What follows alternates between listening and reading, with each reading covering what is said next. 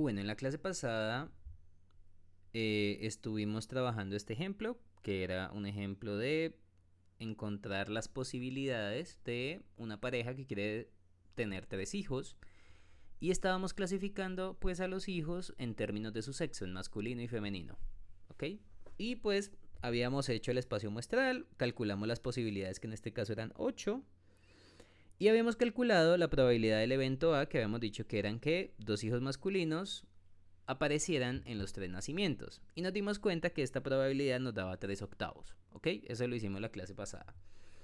Pero les definí un conjunto nuevo que tiene que ver mucho con el conjunto A que habíamos definido, pero la única diferencia es que al definirlo se le agregaba la negación de la condición que cumplía el conjunto A. Entonces, si el conjunto A era que hay dos hijos masculinos en los tres nacimientos, su complemento le negó la condición. O sea, ahorita estamos mirando es cuando no hay dos hijos masculinos en los tres nacimientos.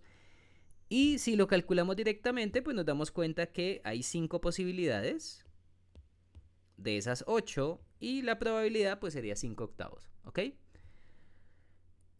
Básicamente este es como el primer acercamiento al complemento de un conjunto. Y pues también les había hecho esta tablita resumen, que era pues básicamente lo que vimos la clase pasada.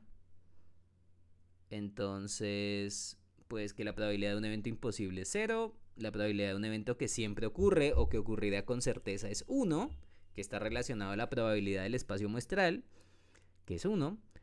Y en general, la probabilidad de un evento siempre va a ser un número que está entre 0 y 1. Y no se puede, o sea, no puede darte un número más pequeño que 0, es decir, negativo, ni te puede dar en probabilidad un valor mayor que 1, ¿ok? Porque si no, eso quiere decir que estás calculando mal la probabilidad, ¿ok? Bueno, de esa manera pues definimos que era un complemento de un evento. Básicamente, si tenemos un evento en un espacio muestral, su complemento pues son los eventos simples donde A no ocurre, ¿ok? Que pues básicamente sería negar la condición que cumple el conjunto A. Por eso les decía que a veces el complemento ustedes lo pueden ver es como una negación, como un no, ¿ok? Y una propiedad muy importante del complemento es que si ustedes toman la probabilidad de un evento y le suman la probabilidad de su complemento, eso automáticamente nos tiene que dar 1. Y de esa manera uno puede tener una formulita para calcular la probabilidad del complemento. Y básicamente es que la probabilidad del complemento siempre va a ser 1 menos la probabilidad del evento original, es decir, la probabilidad del evento sin negarse. Y acá lo vimos con el ejercicio que hicimos ahorita, pues porque en el primer ejemplo ya habíamos visto que la probabilidad del evento A era 3 octavos. Y si yo quería calcular la probabilidad de su complemento, pues es 1 menos la probabilidad de A, que en este caso es 3 octavos, y 1 menos 3 octavos es 5 octavos. Tengan en cuenta que al usar esta fórmula no tuve que ponerme a calcular los eventos simples que componen el complemento de A, que yo ya sé que son 5 eventos, pero pues no tuve que calcularlos acá si necesito solamente la probabilidad. Si en el ejercicio le dicen a uno, escriba todas las posibilidades de tal evento, pues nos tocaría, pero si uno puede utilizar fórmulas para calcular rápido las probabilidades de un evento, háganlo para que no se maten tanto la cabeza, ¿ok?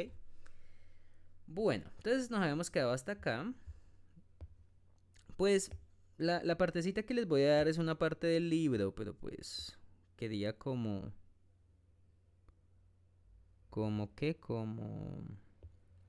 mostrárselas, pues porque a veces uno cuando está haciendo ejercicios aplicados, uno a veces ve estos conceptos, pero pues no quería ponerme a escribir como tal. ¿Ok? Entonces, vamos a hablar de 3 conceptos. El primer concepto es la ventaja comparativa real en contra. Básicamente esto es una condición que está relacionando un cociente de probabilidades. Básicamente es identificar cuántos elementos cumple, por ejemplo en este caso si es comparativa real en contra, vamos a hacer la probabilidad del complemento entre la probabilidad de A. O sea, aquí vamos a hacer este cociente que está acá. Y cuando ustedes lo hacen, esa fracción siempre se lee de esta forma. Esta sería el que está arriba, o sea, este es el valor que te da en el numerador.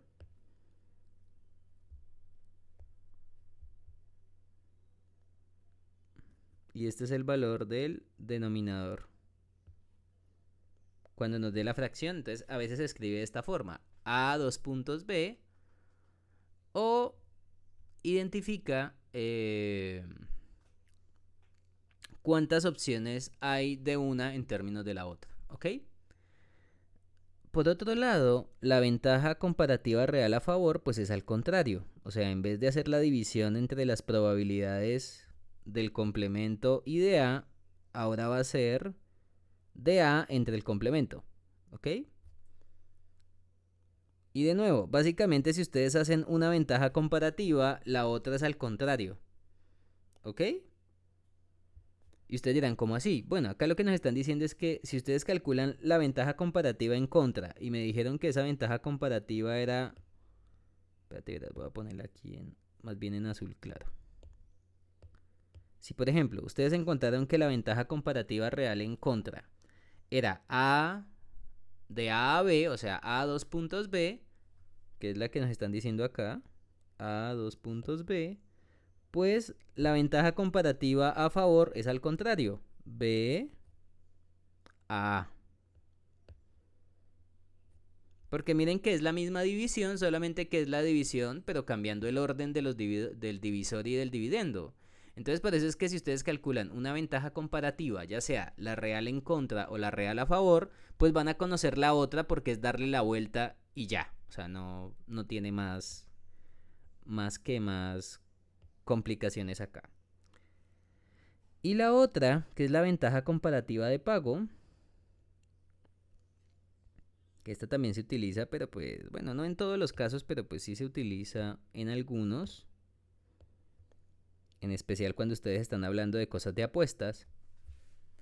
La ventaja comparativa de pago contra el evento A, pues básicamente es la proporción de la ganancia neta respecto a la cantidad que usted apuesta, ¿ok? Entonces básicamente, como les decía, esto se utiliza más que todo para problemas relacionados a ganancias y cosas de ese estilo, pero pues también es importante verlo entre la cantidad apostada. ¿Listo? Entonces ustedes dirán, bueno, ¿y cómo se lee esto o cómo se entiende esto? ¿Listo?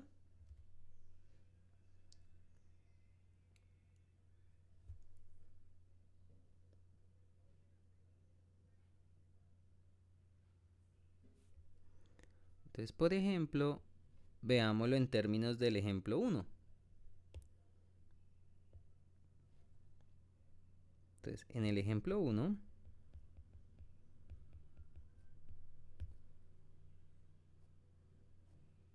la ventaja comparativa real en contra de que ocurra el evento A es 2 puntos. Pues básicamente la ventaja comparativa real en contra, pues básicamente es la probabilidad, como es en contra, es el complemento dividido entre la probabilidad del evento original, ¿ok? O sea que en este caso, creo que la del complemento nos había dado 5 octavos, ¿no? Y la del evento original era 3 octavos. Entonces vamos a recordar que esta probabilidad nos había dado 3 octavos. Y esta otra probabilidad, que era la del complemento, nos había dado 5 octavos. Si ustedes me hacen esas dos divisiones, ¿cuánto nos da? O sea, ¿cuánto nos da 5 octavos entre 3 octavos? Pues esto, si hacen ley de la orejita y simplifican, esto nos daría 5 tercios. ¿Vamos bien hasta acá? Y ustedes dirán, bueno profesor, ¿y ese 5 tercios qué representa? Pues esto también se leería de la siguiente forma. Yo por aquí les había dicho que se escribe de la forma A dos puntos B. O sea que este que está acá lo voy a poner con azul claro. Y este que está acá con verde clarito. Entonces básicamente la ventaja comparativa real en contra de este evento A sería 5 a 3. ¿Ok?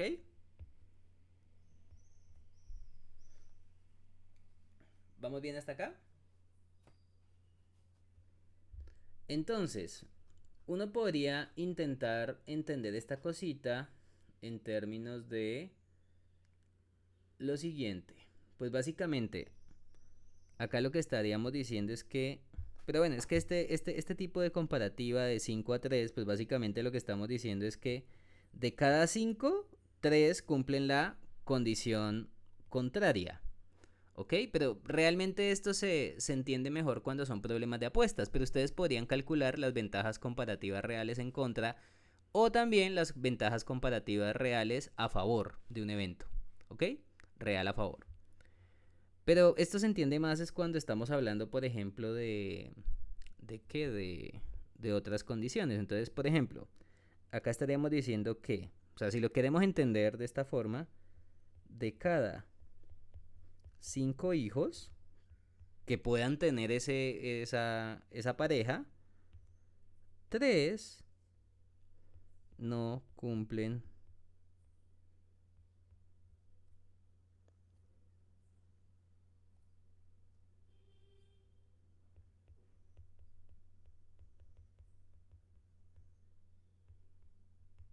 del evento A. ¿Ok? Uno lo podría entender más o menos así, pero pues es que de todas maneras ustedes ya saben que en este caso la pareja va a tener 3 hijos obligatoriamente. ¿Ok? Pero pues realmente esto se va a entender mejor cuando veamos estas ventajas comparativas, pero en problemas que sean relacionadas a pagos o a ganancias, ¿ok? Pero pues bueno, como este es un problema relacionado a hijos, esa sería entre comillas la interpretación. Entonces es de 5 a 3. Ok, y si lo queremos hacer la otra ventaja comparativa real, pero a favor, entonces la ventaja comparativa real a favor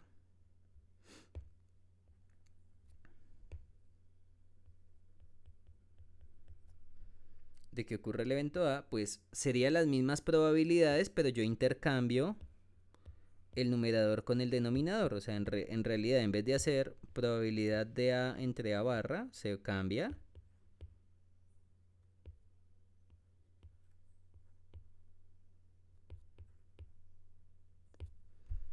Bien, porque en ese caso la división cambia, ¿no? Y acá, pues usualmente se lee esto que es de 3 a 5.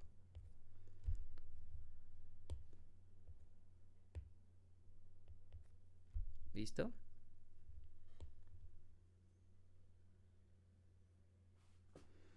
Ok. Pues quería comentarles sobre eso. Pues usualmente esta parte, como les decía, no se hace tanta comparación acá en este sentido. Pero pues esto a veces es útil, pero en algunos casos muy específicos. Pero se los quiero dar porque es que en el libro está. Entonces no quiero molestarlos con tanta cosa en ese sentido. Bueno, ustedes dirán, bueno, profesor, ya hablamos del complemento. Pues el complemento es una operación de conjuntos para aquellas personas que vieron cositas de conjuntos antes. Pero resulta que no es la única operación que existe en conjuntos. También existen operaciones diferentes y vamos a hacer un pequeño repaso de esas operaciones que faltan. Ustedes dirán, ¿cuáles operaciones? Bueno, pues vamos a recordar por lo menos qué es unión e intersección, ¿ok?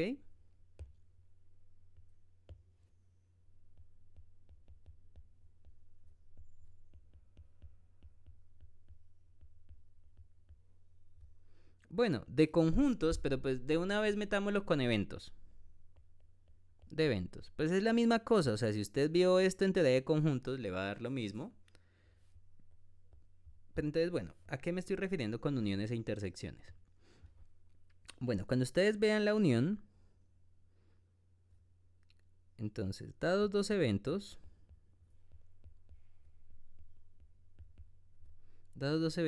A, B, en un espacio muestral,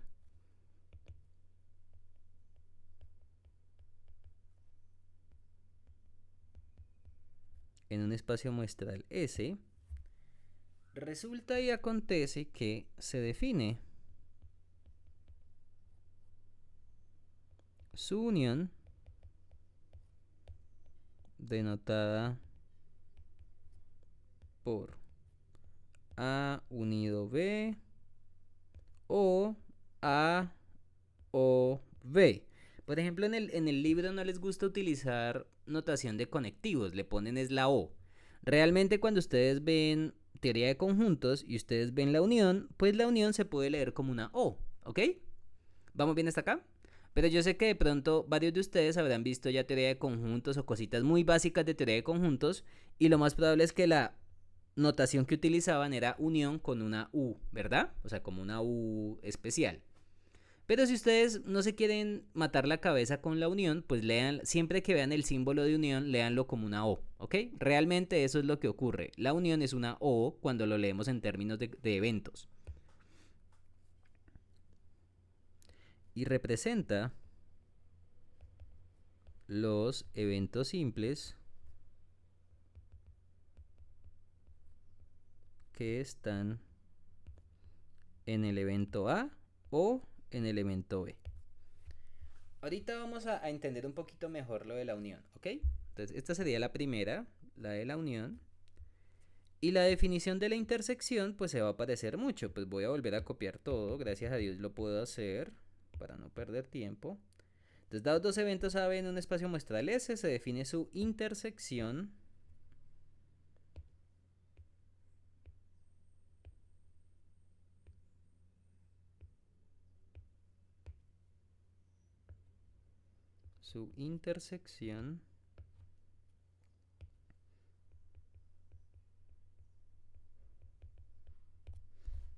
denotada por, pues en vez de ponérsele unión, se le pone intersección, que básicamente es como el mismo dibujito, pero hacia abajo.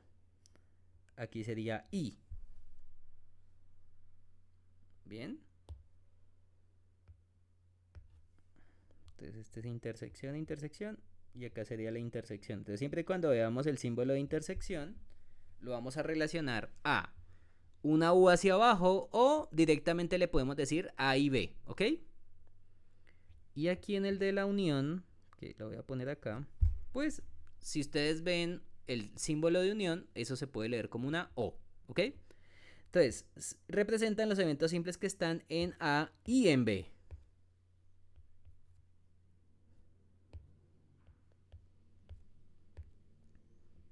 Y en el evento B. ¿Vamos bien hasta acá? Entonces, como les decía, en el libro en el libro guía de la clase se utiliza directamente esta notación como para que no se maten la cabeza utilizando dos símbolos raros. Pero pues aquellos que ya vieron cositas de teoría de conjuntos se van a sentir de pronto más cómodos utilizando la notación de unión. Si lo quiere hacer, hágalo. Si lo quiere ver como una O, hágalo. Yo no me voy a poner bravo, ¿ok? De nuevo, pues yo estoy utilizando un libro precisamente para que ustedes se guíen de un texto y no estemos picando en diferentes libros, ¿ok? Bueno, ¿qué tiene de importante esto? Pues vamos a hacer un ejercicio, ¿les parece? Ejemplo 2 de la clase. Yo quiero que me calculen todas las posibilidades del siguiente experimento o el siguiente caso, ¿ok?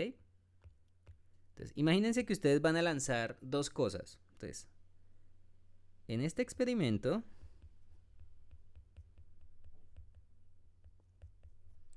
se lanzará una moneda y un dado. Y un dado, eso se llama un dado justo. Ustedes dirán, ¿cómo así que un dado justo, profesor?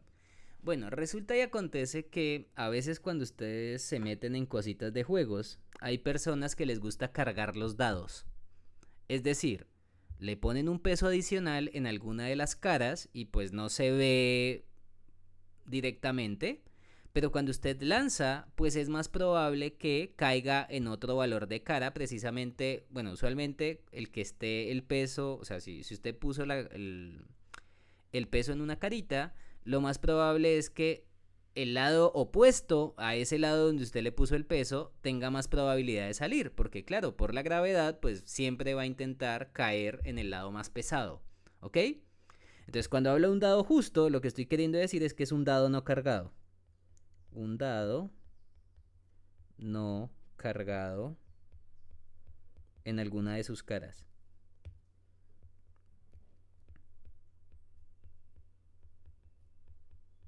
Bien.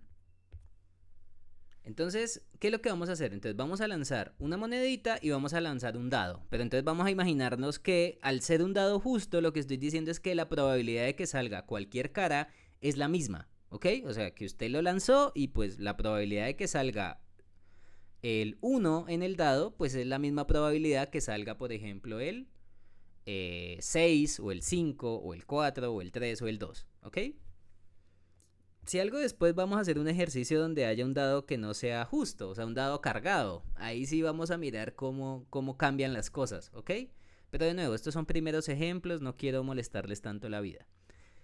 Bueno, primer cosita que quiero que hagan. Vamos a calcular. Calcúlenme el espacio muestral, por favor. Calcular el espacio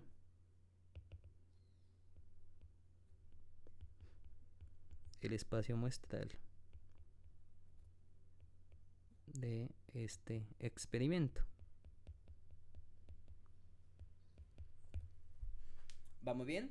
De nuevo, a veces no es obligatorio calcularlo. Si yo no les pido que lo calculen, pues no lo calcule, o sea, no se mate la cabeza. Y usted me dirá, ¿por qué, profesor? Resulta, bueno, yo creo que en la clase de mañana de pronto nos vamos a meter con cositas de métodos de conteo, ¿ok? Porque yo ya les dije a ustedes que a veces no es necesario calcular ni el espacio muestral, ni calcular, por ejemplo, las opciones de un caso, si uno puede utilizar formas de contar directamente, ¿ok? Entonces, ustedes se lo pueden imaginar acá. Bueno, ahorita vamos a hacer todo el espacio muestral, pero también les voy a mostrar una forma rápida de haber calculado la cantidad de elementos del espacio muestral sin necesidad de matarme tanto la cabeza. Y ustedes dirán, ¿cómo así, profesor? Bueno, fíjense lo siguiente. Vamos a hacer, entonces, recuerden que tenemos dos opciones, ¿no? O sea, primera opción, que lanzamos la moneda y luego lanzo el dado justo, ¿no? Entonces, ¿cómo ustedes pueden interpretar los resultados? Bueno, pues por aquí va a ser una monedita, ¿verdad? Y por aquí va a ser un dado. Entonces vamos a hacerlo así, para que no digan que...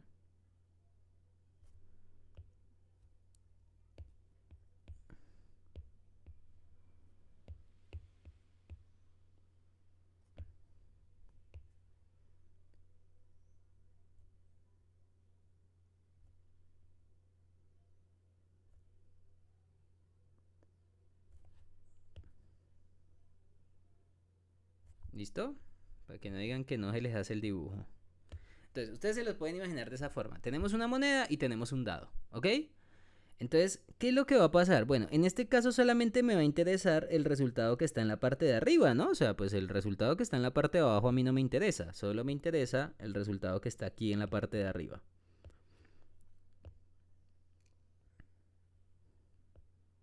Entonces, primer pregunta, ¿cuántas opciones ustedes creen que nos van a salir en esa situación?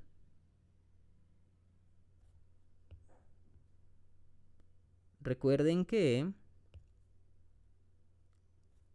en el primer caso, pues ustedes van a tener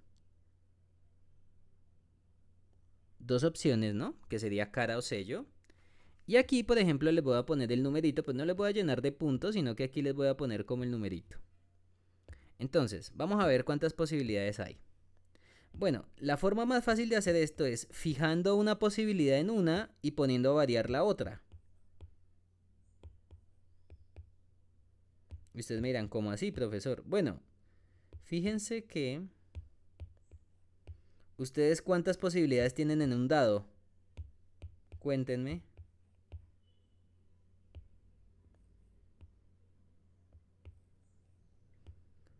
Entonces, por ejemplo, en un dado usted puede sacarse, por ejemplo, aquí un 1, Bueno, pues lo voy a poner como letra porque si nos ponemos a llenarlo de puntos, después se van a volver locos. 2, 3, 4, 5 y 6, ¿no? ¿Vamos bien hasta acá? Entonces, para el dado usted va a tener 6 posibilidades, porque pues si usted lanza cualquier dado le va a dar un número del 1 al 6. Y para la moneda, voy a volver a copiar esto, pues tenemos dos opciones. Entonces, por ejemplo, podríamos haber dejado primero el sello en la moneda.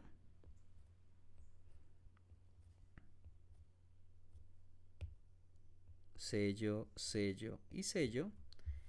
Y fíjense que estas serían las opciones para una posibilidad, que sería que todas son sello y vamos moviendo el dado, ¿ok?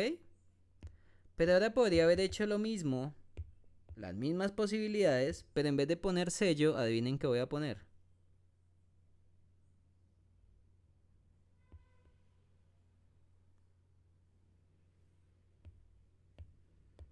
Entonces en este caso, en vez de poner sello, pues vamos a poner cara, porque sería la otra opción, ¿no? Cara, cara, cara, cara, cara y cara. Entonces, ¿cuántas posibilidades hay? Bueno, pues básicamente serían de a parejitas, ¿no? Donde tenemos un dado y una moneda. Entonces, segunda parejita, tercer parejita, cuarta parejita, quinta parejita, sexta parejita.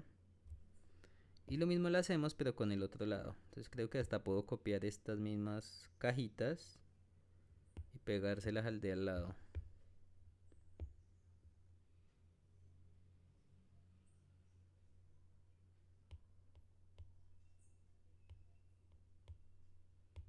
¿Vamos bien hasta acá, mis queridos niños y niñas?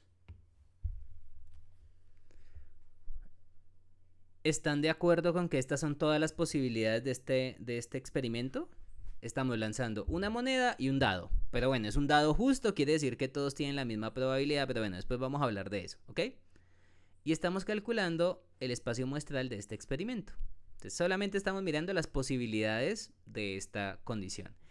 Y recuerden que a todas estas posibilidades creo que no hay ninguna posibilidad que me quedó por fuera. Quiere decir que esto de acá, si lo vemos como un conjunto, pues este es el espacio muestral. ¿Ok? Entonces en este caso, ¿cuántas posibilidades hay?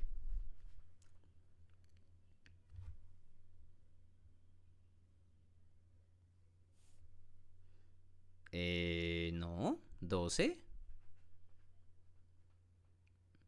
¿Vamos bien? Entonces fíjate que en este caso la cantidad de elementos del espacio muestral es 12.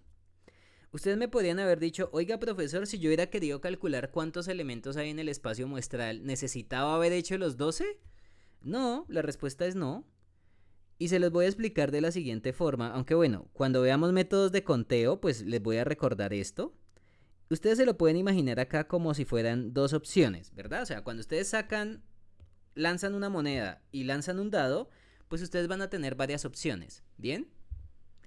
Entonces, en la primer cajita vamos a poner las opciones de la moneda. Opciones, bueno, realmente es número de opciones de la moneda. Y en la segunda cajita vamos a poner el número de opciones del dado. Entonces les pregunto una cosa, ¿cuántas opciones ustedes tenían en la moneda? O sea, ¿qué les podía salir en la moneda?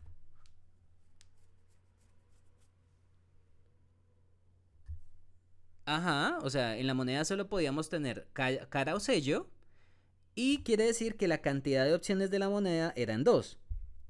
Y por otro lado, la cantidad de opciones del dado, que el dado puede salir el 1, el 2, el 3, el 4, el 5 o el 6, quiere decir que hay 6 opciones para el dado. Y usted me podría decir, bueno profesor, ¿y yo cómo había podido calcular la cantidad total de elementos en el espacio muestral? Bueno, pues multiplique estos dos valores. ¿Cuánto les da 2 por 6?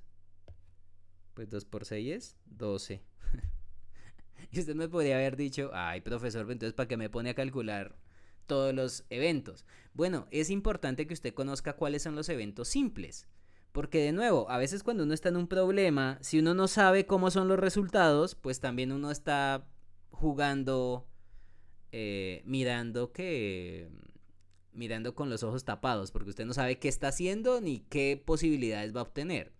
Pero en algunos casos no es tan importante encontrar todo el espacio muestral, pero sí encontrar cuántos elementos hay en el espacio muestral. Y usted me dirá, ¿y por qué, profesor? Bueno, porque de esa manera usted va a poder calcular probabilidades más fáciles. ¿Vamos bien hasta acá? Entonces, por ejemplo, ahora vamos a definir dos eventos. Vamos a definir el evento A y el evento B.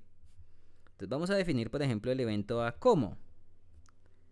El evento A van a ser los resultados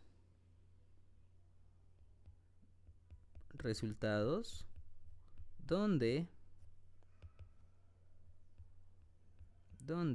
el valor del dado sea par. Y vamos a definir el conjunto B como los resultados donde, vamos a ponerlo de la siguiente forma, donde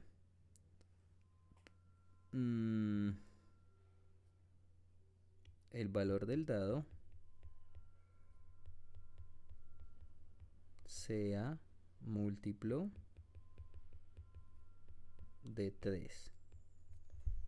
¿Vamos bien hasta acá?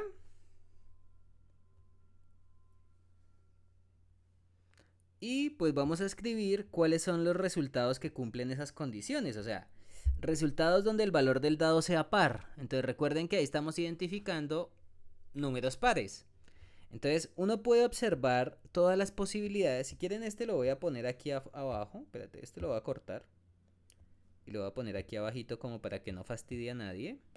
Y ahorita lo hacemos.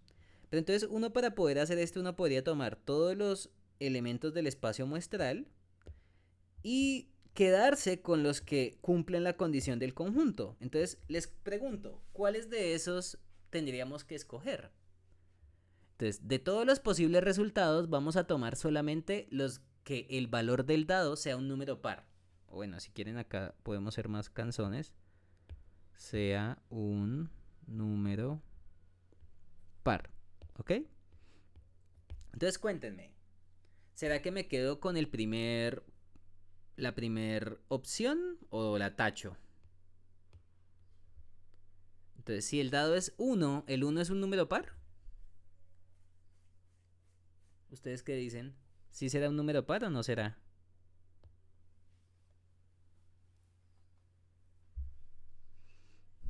¿Sí se acuerdan cuáles son los números pares, chicos, chicas?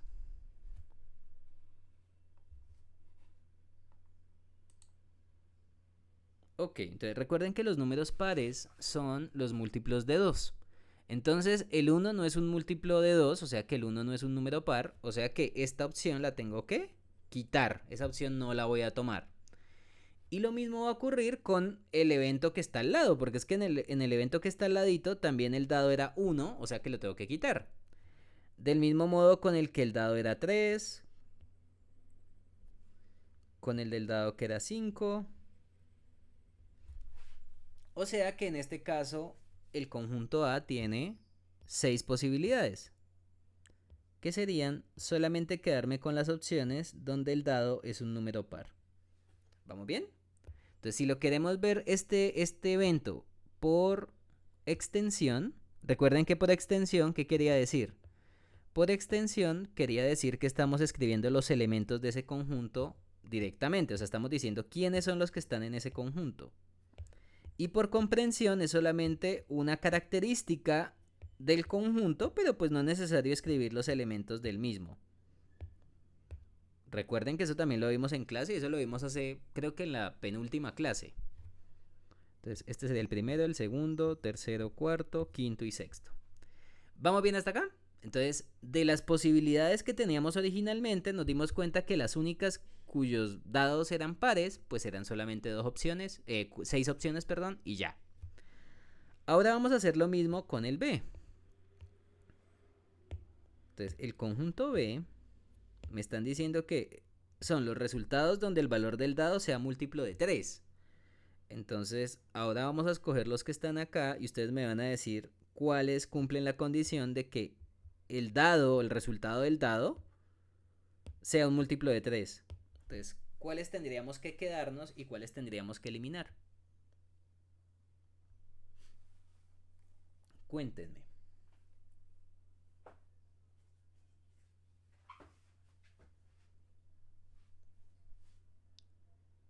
Entonces, que el valor del dado sea múltiplo de 3. Entonces la pregunta es, ¿será que el 1 es múltiplo de 3? Pues creo que no, porque tendría que ser 3 por algo. Y el 1 no cumple esa condición. Entonces este lo tendría que tachar y este también. ¿El 2 es múltiplo de 3? Tampoco, porque el 2 no es 3 por algo. Entonces este tampoco y este tampoco. ¿El 3 es múltiplo de 3? Sí, porque 3 es 3 por 1. O sea que es múltiplo de 3. O sea que esa condición la tercera condición sí se tomaría. El 4 no es múltiplo de 3, entonces lo tacho. El 5 tampoco es múltiplo de 3, porque el 5 no se puede ver como 3 por algo. Y el 6 sí es múltiplo de 3, porque el 6 es 3 por 2. O sea que se puede ver como el 3 multiplicado por otro entero. O sea que en este caso, este conjunto B tiene 4 opciones de las 12 que habían. ¿Ok? Y ustedes me podrán decir, bueno, profesor, ¿y usted por qué está molestando con esto? Porque pues ahorita vamos a calcular los eventos de la intersección y de la unión. Porque ya les hablé de unión e intersección, ¿no? Entonces tenemos dos eventos y ahorita vamos a mirar la intersección y vamos a mirar la unión.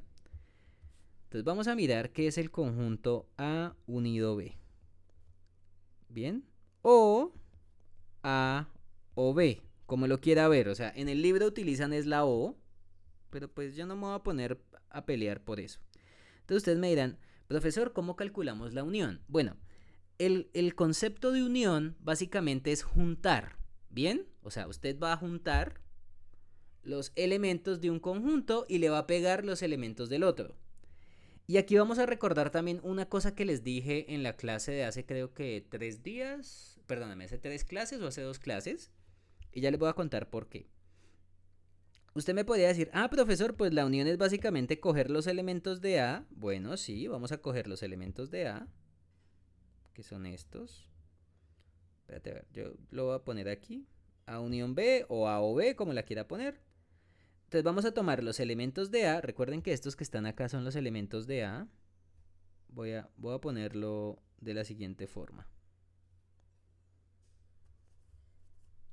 Y le vamos a agregar los elementos de B, es decir, copiamos los 6 elementos de A y le pegamos a un lado los elementos de B, que serían estos que están acá.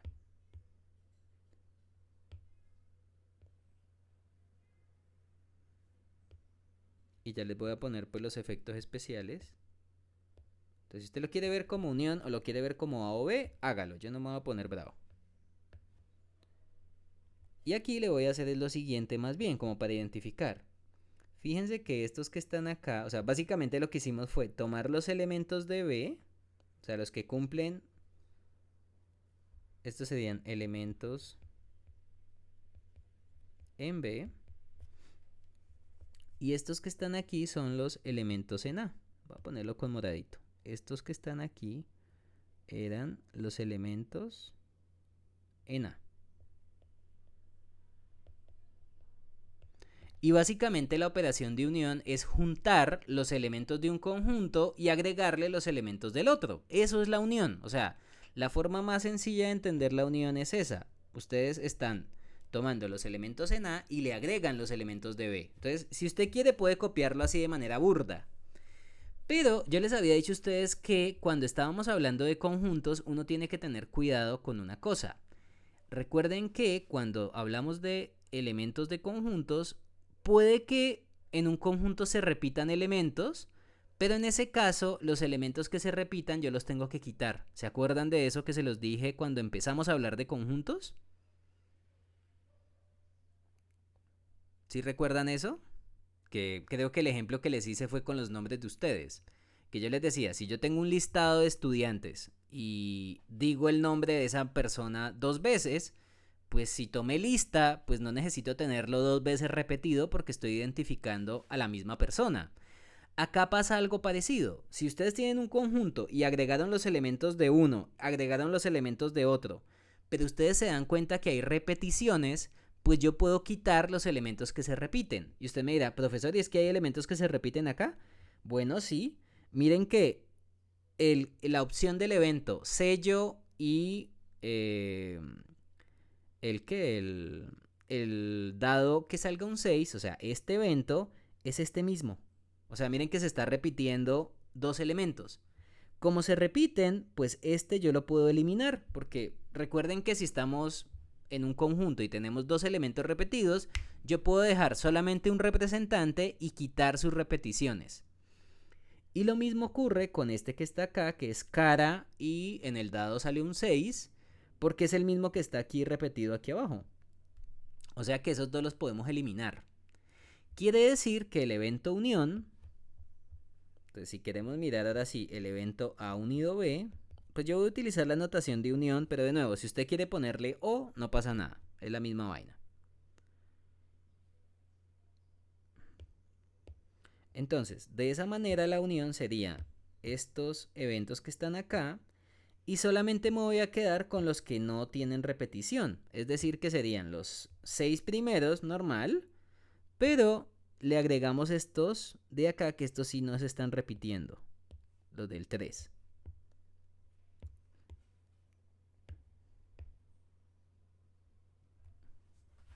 ¿Vamos bien? Entonces, esa sería la forma de escribir este evento A unido B. Y si ustedes lo quieren ver en forma por comprensión, es decir, escribiendo, pues uno lo podría escribir de la siguiente forma. Estaríamos diciendo resultados donde el valor del dado sea un número par. Resultados donde el valor del dado sea un número par. Y además le vamos a agregar la condición de B. O el valor del dado sea un múltiplo de 3. Y eso sería A unido B. Y ustedes lo pueden entender de la siguiente forma. Miren que la primera condición, ustedes me podrán decir, oiga profesor, pero usted lo que hizo fue copiar el de A. Bueno, sí, el de A era que el valor del dado sea un número par. Pero en el otro caso, el de B era que el valor del dado sea un múltiplo de 3. ¿Ok? Y pues si ustedes quieren ser canzoncitos y canzoncitas, pues aquí la unión usted la puede leer como una O. ¿Sí se dan cuenta? Entonces, si ustedes lo querían ver como algo por comprensión, pues solamente necesitan identificar cuál es la condición del conjunto A, cuál es la condición del conjunto B y lo unen con una O. Entonces, el conjunto A unido B serían los resultados donde el valor del dado sea un número par o el valor del dado sea un múltiplo de 3. ¿Bien? Y, o sea, esto sería por comprensión y el que está aquí es por extensión. O sea, acá estamos identificando quiénes son los eventos donde el valor del dado es un número par o el valor del dado es un múltiplo de 3. ¿Vamos bien hasta acá?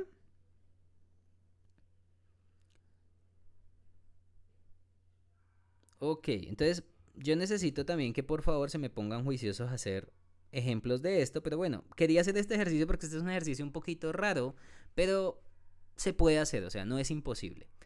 Bueno, aquí calculamos la unión. Para mí a veces la unión es el caso que para muchos de ustedes se les va a complicar, ¿sí? O sea, como que muchos dicen, uy, Dios mío, los elementos de la unión. Háganlo con calma en términos de lo que yo les he enseñado. O sea, yo les había dicho a ustedes que cuando tienen un conjunto y tienen elementos repetidos, los pueden eliminar las repeticiones. O sea, solamente se quedan con un representante y el resto de repeticiones las eliminan. Que eso fue lo que hicimos ahorita. Yo creo que para la intersección no va a haber tanto dolor de cabeza. Y ustedes dirán, ¿por qué? Bueno, si quieren escribamos el conjunto intersección. O sea, lo vamos a escribir por comprensión. Entonces, ¿qué sería A intersectado B? A intersectado B Pues sería esta misma escritura, pero en vez de ponerle una O, le vamos a poner una I. ¿Ok? Entonces sería el resultado del dado del valor del dado que sea un número par, pero entonces ahorita la única condición es que en vez de poner intersección se le pone, o sea, en vez de poner una O, se le pone una I. Y lo podemos, si quieren, leer primero así.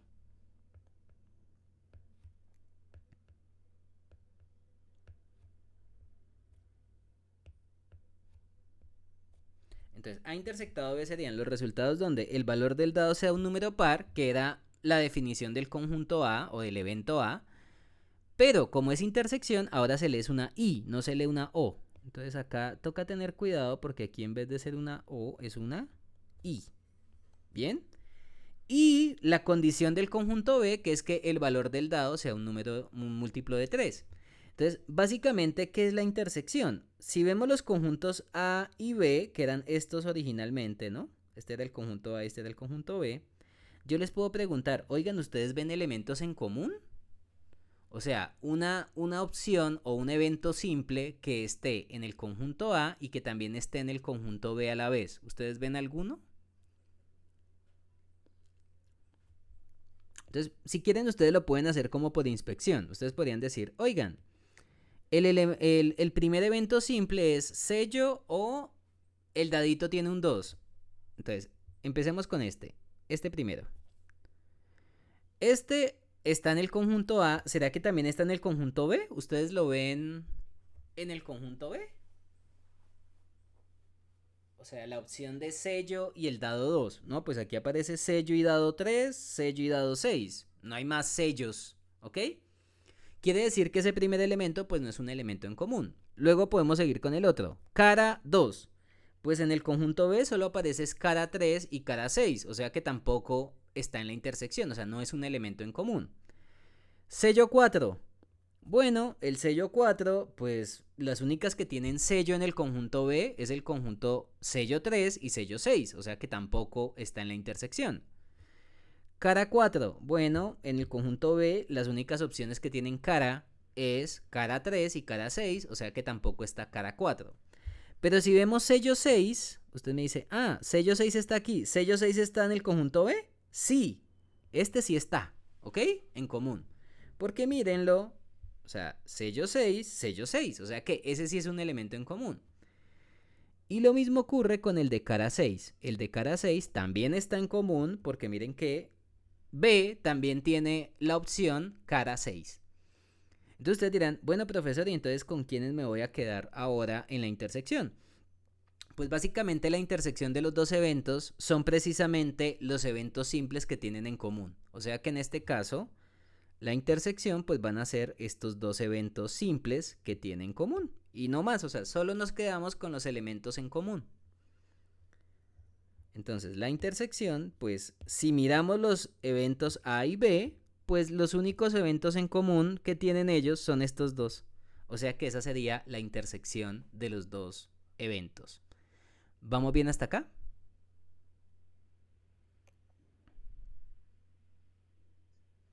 Se dan cuenta que a veces en la intersección y en la unión pues toca tener cuidado. Una vez se quiere lanzar de cabeza y calcular todo a las millas, pero después uno puede terminar cometiendo errores, ¿ok? Y eso es lo que yo no quiero acá, ¿ok? Yo no quiero que ustedes cometan errores.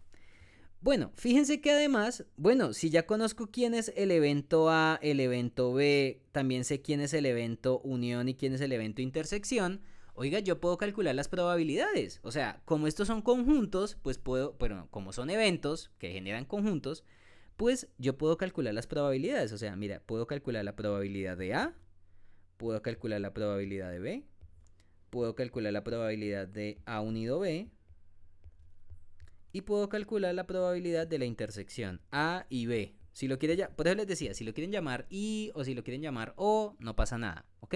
No me voy a poner bravo si me hacen eso.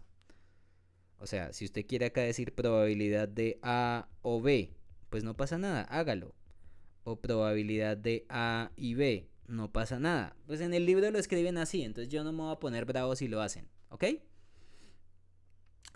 Fíjense que bueno, yo no quise hablar de los cardinales porque creo que estábamos más entretenidos mirando la cantidad de elementos que cumplían la condición, pero bueno, yo creo que aquí podía calcular el cardinal de A o la cantidad de elementos que tiene A. ¿Cuántos elementos tiene A en este caso?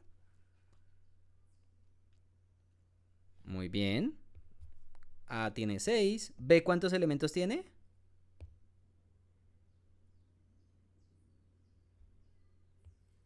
Yo creo que este lo puedo correr un poquito aquí para arriba para poder la cantidad de elementos que tiene B. ¿B cuántos elementos tiene? Tiene 4. Muy bien, porque hay 4 opciones en B. Muy bien. ¿Cuántos elementos tiene la unión? Pero bueno, no lo van a hacer aquí cuando habían elementos repetidos, sino que siempre calculan la cantidad de elementos en una unión o en una intersección cuando lleguen al conjunto final, o sea, al resultado final, que este no era el resultado final porque tuve que quitar elementos, ¿no? Este sí es el resultado final.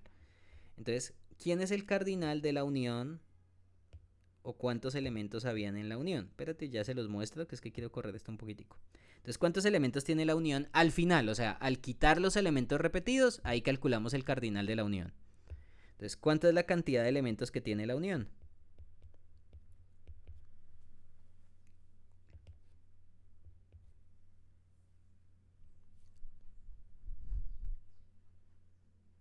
Cuéntenme.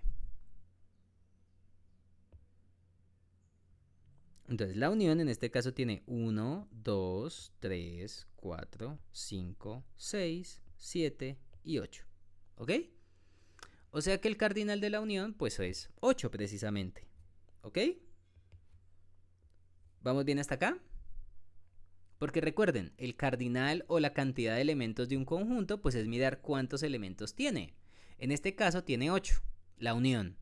¿Y la intersección cuántos elementos tiene?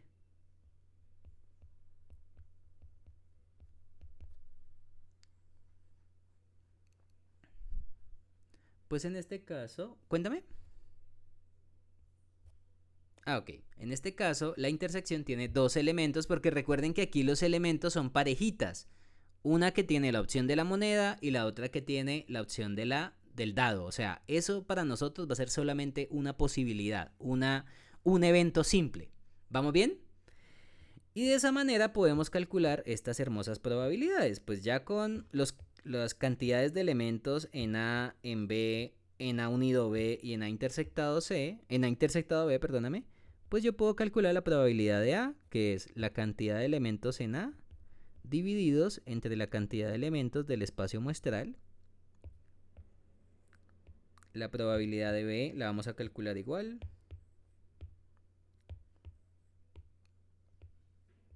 Que esto sería la cantidad de elementos de B dividido entre la cantidad de elementos del espacio muestral, cantidad de A o B o A unido B entre cantidad de elementos del espacio muestral,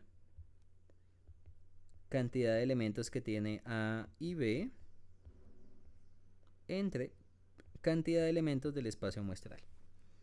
Bueno, para el primero, si no estoy mal, habían 6, ¿no? Cantidad de elementos en A, 6. Cantidad de elementos en B, 4. El otro tiene 8. Entonces acá serían 6 entre 12. Esto sería 4 entre 12. Esto es 8 entre 12. Bueno, y si quieren lo puedo poner aquí abajito. 8 entre 12. Y el último, que sería el de A, esto sería 2 entre 12.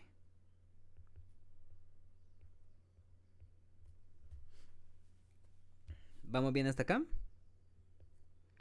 Esto nos daría un medio. Esto nos daría 3, perdóname, un tercio, no he dicho nada. Un medio, un tercio. Esto sería, sacándole cuarta, sería 2 tercios. Y el de la intersección en este caso sería un sexto, ¿no? ¿Vamos bien hasta acá? Ok. Oigan, ustedes ustedes me podrán decir, oiga, pero profesor, vea, calculamos la probabilidad de cada uno de de estos eventos, el de la unión, el de la intersección, el de A y el de B. Oiga, ¿habría alguna forma de poder haber calculado una probabilidad en términos de las otras? O sea, ¿hay alguna relación entre estas probabilidades?